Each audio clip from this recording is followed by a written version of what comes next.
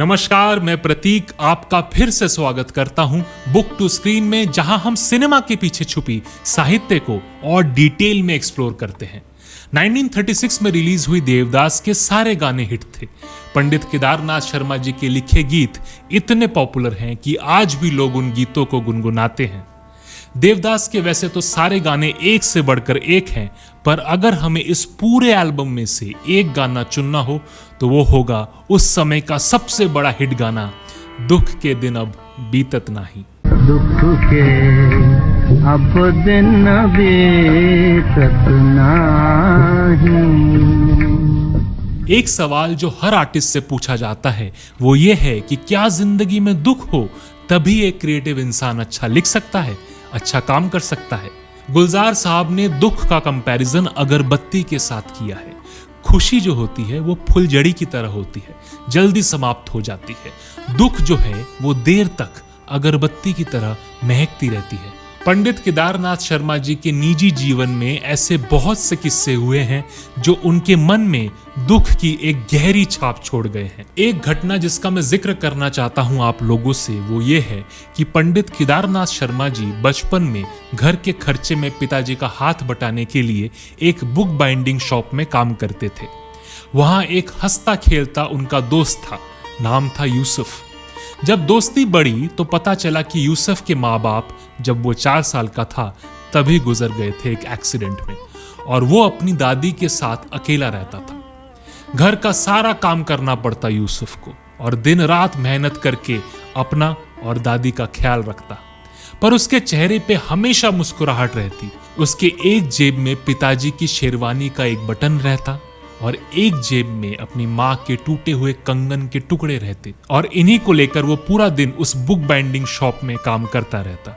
केदारनाथ शर्मा जी उसकी हालत पे तरस खाकर उसके हिस्से का भी काम कर देते ताकि वो जल्दी घर जाकर खाना बनाए और अपनी दादी का ध्यान रखे। एक दिन यूसुफ बुक बाइंडिंग शॉप पर नहीं आया।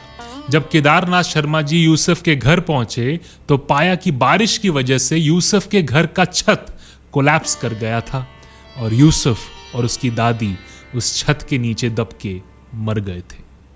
यह दुख बहुत दिन तक पंडित केदारनाथ शर्मा जी के हृदय में रहा और उनको इस घटना ने अंदर तक झिंझोड़ के रख दिया था। दुख के दिन अब बीतत नाही देवदास मूवी में क्लाइमैक्स की तरफ आता है, जब देवदास गम और मदिरा के नशे में एकदम धुत हो चुका है। ना जिंदगी में पारो मिली, ना घर परिवार का सुख मिला। इस पल में सारी उम्मीदें टूटती हुई नजर आती है। पंडित केदारनाथ शर्मा के कलम लिखते हैं, दुख के दिन अब बीतत नाही, सुख के दिन थे एक स्वप्न था, अब दिन बीतत नाही। दुख के अब दिन बीतत नाही। सुख के दिन थे एक स्वप्न था, सुख के दिन थे एक स्वप्न था, सुख के दिन थे एक स्वप्न था, अब दिन बीतत नहीं।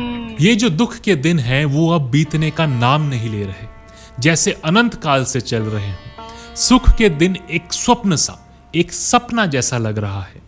पारों से मिलन की उम्मीद, एक सुखी परिवार की उम्मीद अब एक सपने की तरह प्रतीत हो रही है। ना मैं किसी का, ना कोई मेरा, ना मैं किसी का, ना कोई मेरा। अब देवदास को अकेलापन सा महसूस होता है। ना वो पार्वती का हो पाया, ना वो चंद्रमुखी को अपना पाया। अब उसका इस दुनिया में कोई नहीं। अगली लाइन में पंडित केदारनाथ शर्मा जी लिखते हैं, और अंधेरा अब कछु सूझत नहीं मोरे, अब दिन बीतत नाही। कोई हल नहीं सूझ रहा अब देवदास को। इस पीड़ा से, इस दुख से कैसे निकला जाए। पंडित केदारनाथ शर्मा जी ने इस गाने को वैसे तो बहुत ही आसान भाषा में लिखा है, पर इन चंद लफ्जों में जैसे दुख का एक पूरा सागर उड़ेल दिया है। दुख जो है वो खत्म होने का नाम नहीं लेता। जैसे कि हम सबको महसूस होता है कि सुख के दिन कब आए और कब चले गए मालूम नहीं पड़ता, पर दुख के दिन ऐसा लगता है खत्म ही नहीं होते। ये था एक और बहुत ही पॉपुलर गीत 1936 में आई देवदास मूवी का। उम्मीद है आपको हमारा ये वीडियो अच्छा लगा होगा। इस वीडियो को लाइक करें, शेयर करें और कमेंट सेक्शन में बताइए कि आपको ये गाना कैसा लगता है और इसको लेकर आपकी क्या राय है। मिलते हैं अगली बार किसी और गीत के साथ। बने रहिए बुक टू स्क्रीन के साथ।